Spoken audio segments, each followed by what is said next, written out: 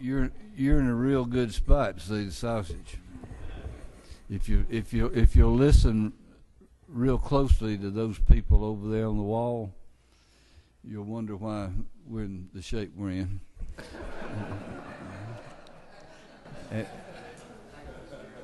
We welcome you here, particularly the mayor.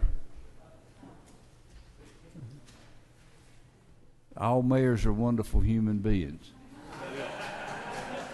That's true.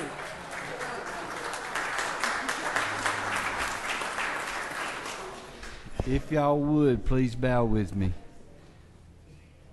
Again, Father, we come asking you to forgive us of our sins, to say thank you for the wonderful day, particularly the lightning. Let us have a good day. Let us do things that please you. Let us use our brains a little bit. Lead, guide, and direct us. Keep your hand on us. In Jesus' name I pray. Amen. And I'll tell the wall, since they're the people that are going to get the room as soon as we get through, and they're all itching just to get back down here in these seats so they can talk whatever Albany stuff is. Albany, excuse me. Chairman to the front, Mr. Jaspers. And do not take as long as you did yesterday. I don't know about, and y'all forgive me, but somewhere in that conversation yesterday, it's about, tell us what your bill's about, sir. I'm sorry. Thank you, Mr. Chairman. And in honor of Veterinarians Day here at the Capitol, I bring before you House Bill 800. It's a bill that will update the code to the current definition of veterinary-client relationship. It's now taken into account how veterinarians practice medicine on a flock or herd basis in animal agriculture. Thank you. Any questions? Did you do another bill, something about, have you got one on the agenda today? No, sir, I do not. It's just up to you. I mean, be glad to. I thought you were going to talk about some kind of diseases that were transmitted. I believe you'll have the opportunity for us to discuss that in the near future. Do we have any questions for Mr. Jaspers? Thank you. Thank you, sir. Thank you, committee. Mr. Kirby. Thank you, Mr. Chairman. I bring to you today House Bill 697.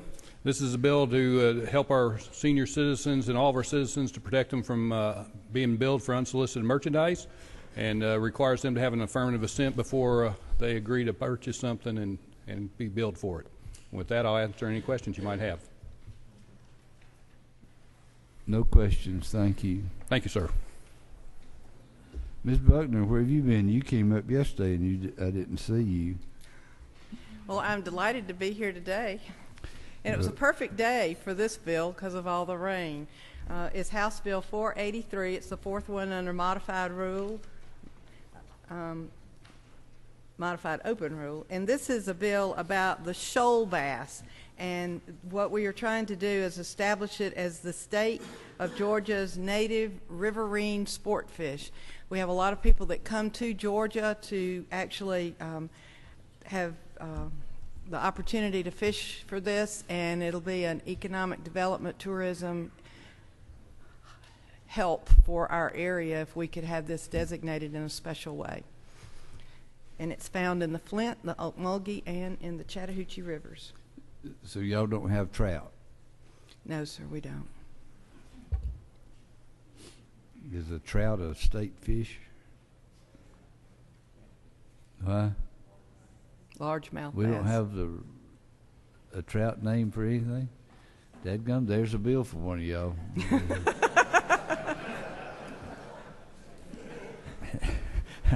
I'm getting from the peanut gallery. I'll take care of it, Mr. Chairman, down there, the game fish guy. David, you're not going to jump in and say something?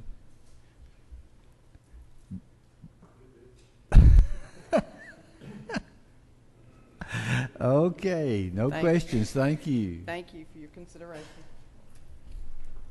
Ms. Clark. Mr. Chairman, thank you so much. Ladies and gentlemen, I bring for your consideration House Bill 588. It's on page 1 under Modified Structure, fourth from the top. This bill offers an electronic logging system, the same that is now offered in our big boxed pharmacies. It offers it to independent pharmacists and our grocery store pharmacists.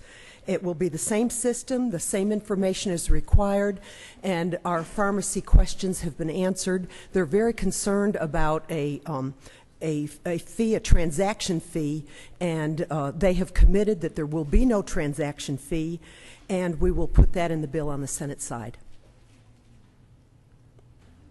Mr. Stevens, any questions? No, okay. Anybody else? No more questions. Thank you. Thank you. Mr. Caldwell. Thank you, Mr. Chairman. Members of the committee, you have before you House Bill 737 under modified structure. I am the chairman of the Joint Committee of the House and Senate of Code Commission, and so it falls to me to bring the workup of corrections for the code from the last year. This is the annual modification bill to put all the I's, dot all the I's, cross all the T's, remove commas, put in commas. And I know that you're also going to see, and I've already had questions on it both in committee and before we started today, starting on page 9 through the top of page 11, there's something about MARTA, and it is underlined, and you think that is new law. It is not. Unbeknownst to me and you, this is MARTA law already, but it has never been codified and put in the code. If you wanted to look it up, you had to go to the Georgia laws. It was not in our code, and the Wayne Allen, of course, the Legislative Council said, we didn't realize it, and it's about time that we put it in the code where it's supposed to be. So that's all that it is, and this is just a cleanup bill for code revision. Does the Ways and Means Chairman realize that he's about to be on the Martot board? When did he realize that? This morning or yesterday? Camilla and the Martot board. Okay. Any questions? Ms. Jones, you had yours? So the composition of that board, The 14 members has not changed one bit. No, ma'am, nothing has changed. This has just never been put in the Georgia code. Thank you. No more questions. No, wait a second. That completes my work, Mr. Chairman. No. Oh, I'm sorry. Mr. Knight.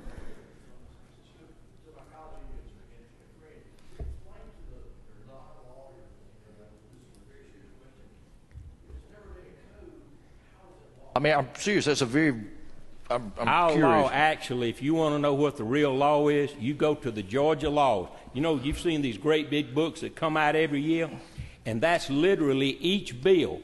That actually is the Georgia law. We then take that with the Code Commission and modify it into words that hopefully we can all understand in paragraphs, and that goes in the Georgia Code. But the real law is the books you see. It says every year, Georgia laws, 2016, 2013. And then that's taken and put in the code, and it's also put in with the annotations so you can follow it. But it's never been put in the code. Thank you. Sure. Does that mean everything they've done in the past is got to be start again? No, sir. No more questions. Thank you very much, Mr. Chairman. Ms. Light, and this is Ms. Light's second time here. Y'all were relatively easier on her. I found out that she knew more about the bill than y'all could make up about. Thank you, Mr. Chairman. I have the opportunity to present Bill HB 780. It is number 13 on page 1. I'm hoping for your favorable consideration of this bill. It is written to clarify the definitions portion of a Georgia code so that a distinction is made between a diagnostic clinical laboratory and a non-diagnostic laboratory.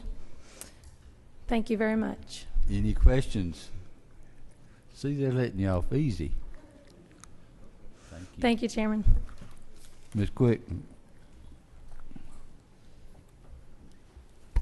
Thank you, Mr. Chairman and members of the committee. I bring you HB 405, which is number 3 from the top on the modified open rule on your list. This bill would define antenuptial agreements, also known as prenups, which currently are not defined in the code. It also would modernize certain provisions in the Domestic Relations Code and require that prenuptial agreements to be enforced be in writing and with 2 witnesses, one of whom shall be a notary. This is part of the State Bar of Georgia legislative package for 2016. And Mr. Chairman, I'll be happy to answer any additional questions that members might have about it. Mr. Williams. Thank you, Mr. Chairman. Is this to say that prenups don't need to be in writing now? That's a great question. There is an exception in the statute of frauds right now for marriage articles. So to the extent you could persuade a judge that what you had signed was, or what you had agreed to was a marriage article, the way it is defined in this antiquated code section, then no, sir, you could actually make that argument. Thank you. No more questions. Thank you. Thank you. Mr. Jones. Thank you, Mr. Chairman, members of the committee. I have 2 bills to present to you today. The first is HB 228 regarding sheriff's fees. This bill updates the 2014 passed forfeiture bill and codifies into law that county sheriffs in counties where sheriff is paid on salary only, that fees collected by the sheriff's department must be remitted to the county's fiscal office within 30 days of receipt. Any questions? No questions. Next one. The next bill I present today is HB 219, which deals with private property rights issues, regarding how private property pools are controlled or not controlled by the Department of Health. What this bill does is it adds condominiums to the current list of private pools, which currently includes, among others, townhouses and timeshares, for which the State Department of Health has no jurisdiction for pool safety or water quality. What this does is it allows for condo pools that are currently also under county health. Let me back up. In the state of Georgia, pools are regulated by county either by the State Department of Health or by local county health code. So there are different manners by which pools in the state of Georgia are managed. So this allows that condo pools in those counties that are regulated by the local or county health department to opt out of control by the county health department. In doing so, what that does in essence is that redefines that condo pool as a private pool and therefore comes under State Department of Health control. And under State Department of Health control, as I mentioned a moment ago, a condo would be determined to be a private pool and therefore not under state control. I want to mention too that this bill has the full support of Chairman Pruitt, the Realtors Association, and the Apartments Association. The Department of Health was involved in every meeting we had on this bill and was given full opportunity to have input on the final construct of this bill. At the final hearing, committee hearing, DPH actually had no objections that were brought forth before the committee.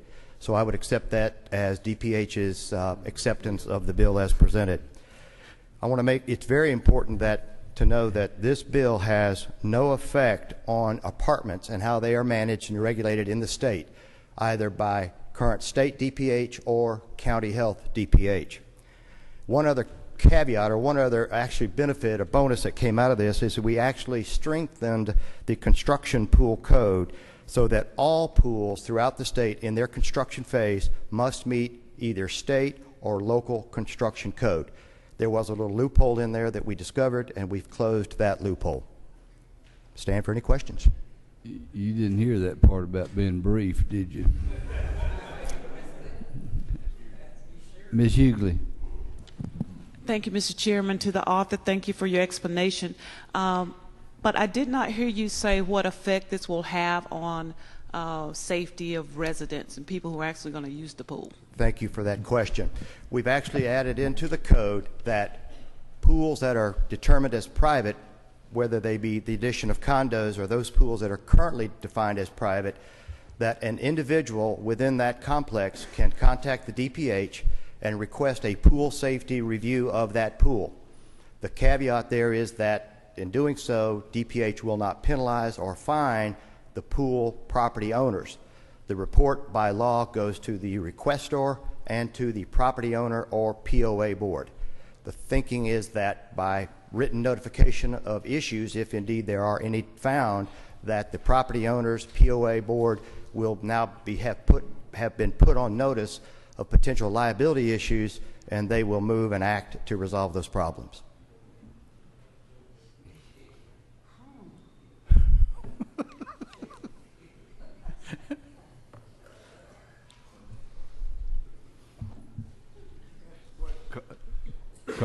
Carl, are you wore out, son?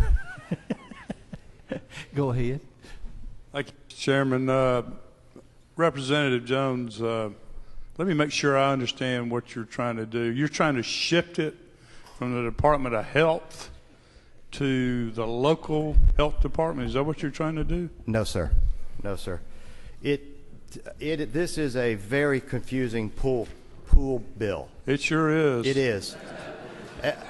You know, ask Chairman Pruitt. He will vouch for that. In the state of Georgia, pools are currently regulated in the blue by the state, in the white by local county DPH. We are making no changes to who has jurisdiction over pools by county. The bill makes no changes to that. The simple answer to your question is we are adding condominiums to the list of pools that are currently defined as private, such as townhomes and town shares, that by current code are not regulated by state DPH. Further question, Mr. Chairman. How many pools are there in the state of Georgia? A bunch. I don't have one. A bunch. Okay, thank you.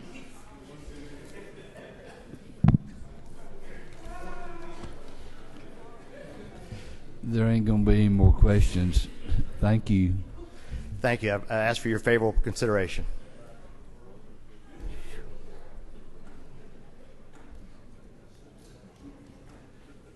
Mr. Turner. Thank you, Mr. Chairman, members of the committee. I bring before you HB 538. It's at the top of the page under open rule. This is the dog bite bill that would allow for the treating physician of a dog bite victim to request in writing the vaccination history of the dog in question. And it has been vetted by the Georgia Veterinarians Association, the Department of Agriculture, and our state veterinarian, Dr. Cobb. I'll answer any questions. Mr. Weldon. Thank you, Mr. Chairman. To the gentleman in the well, what sort of privacy right would an owner of a dog or a dog have in its own veterinarian records? Well, currently, just to clarify the question to make sure I answer it properly, are you asking if the dog has privacy rights or the owner? Yes, to both. Currently under code, both the owner and the dog have medical privacy protections in place. This is allowing for an exception for a specific example. Does this bill repeal both of those rights? It does not repeal the right, if you will. It does allow for a specific exemption for when there's a bite and the treating physician of the victim of that bite would request for the vaccination records. Thank you. No. If we get this to the floor, the humor value has got to be worth something, Mr. Chairman.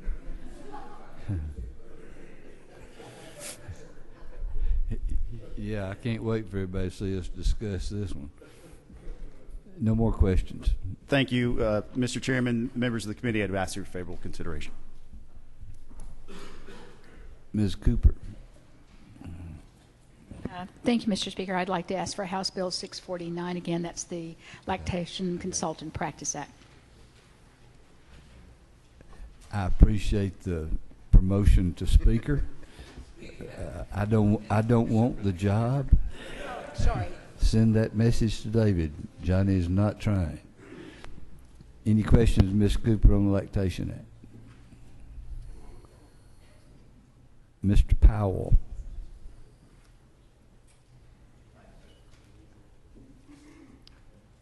Wait a second.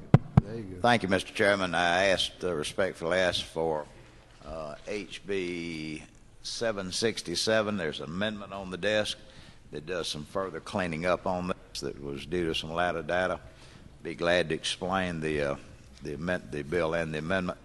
It's become quite popular over recent years that we've passed laws on the rules of the road about traffic slowing down when they come upon a vehicle on the side of the road.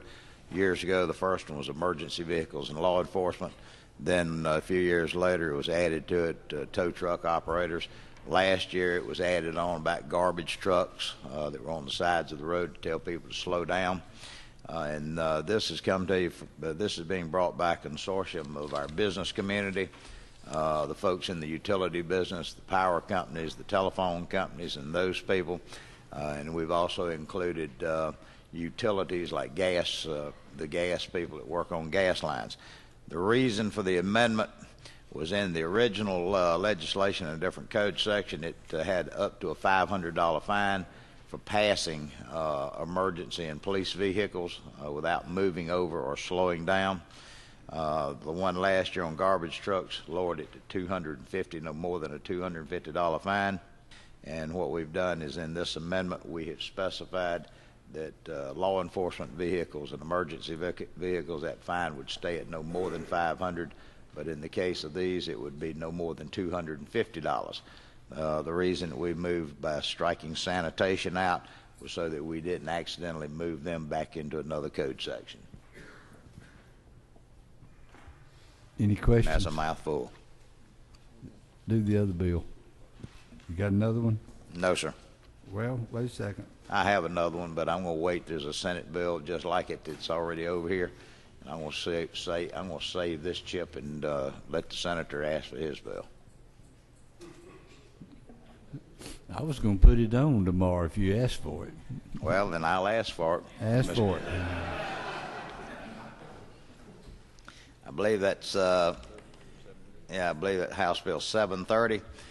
Very simple bill brought to you by some of the department heads.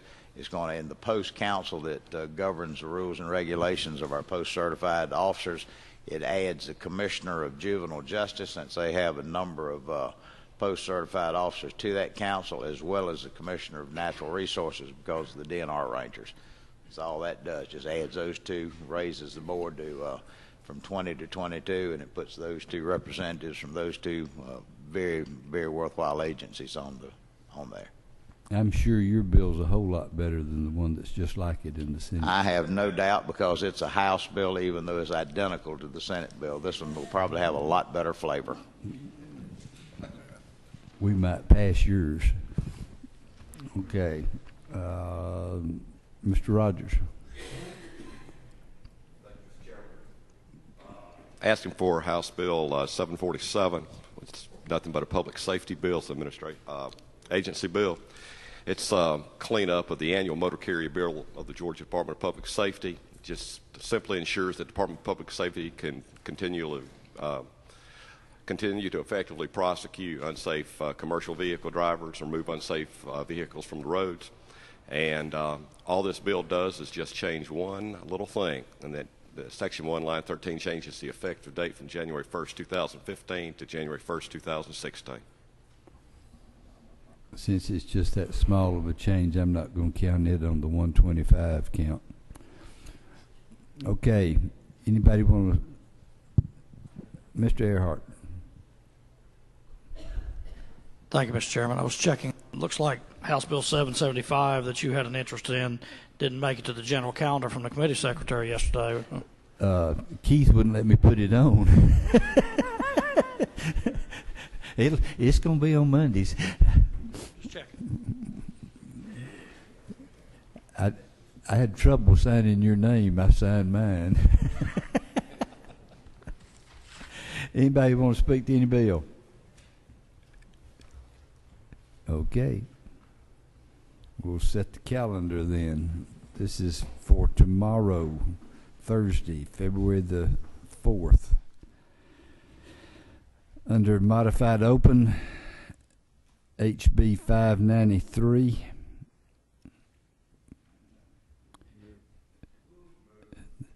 Y'all do remember that one of you's got to say something occasionally.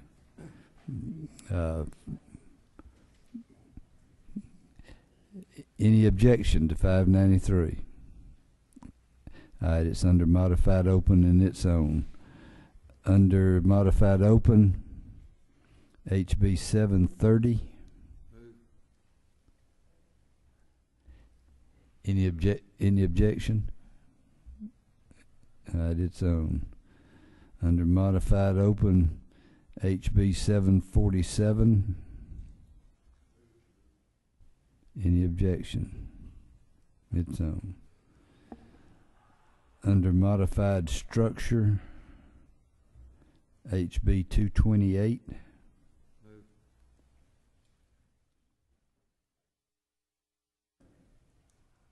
Any objection? Its own. Under modified open, HB 800. Any objection? That's it. Have a good one. See you in the morning.